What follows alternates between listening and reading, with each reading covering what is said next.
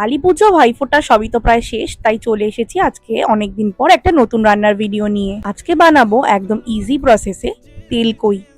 প্রথমে এখানে কই মাছগুলোকে ভালো করে নুন, হলুদ আর একটু সর্ষের তেল দিয়ে ম্যারিনেট করে নিতে হবে। এরপরে আমরা একটা বাটা মশলাকে বানিয়ে নেব।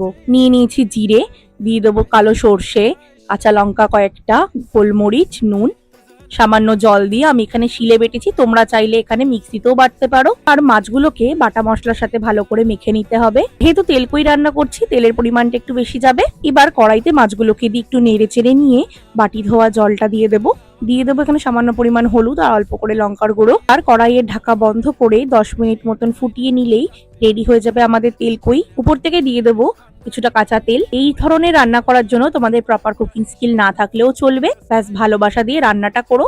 আর তার সাথে অবশ্যই সাবস্ক্রাইব করে আমার পাশে থেকো, লাইক, কমেন্ট, শেয়ার করতে কিন্তু ভুলো না।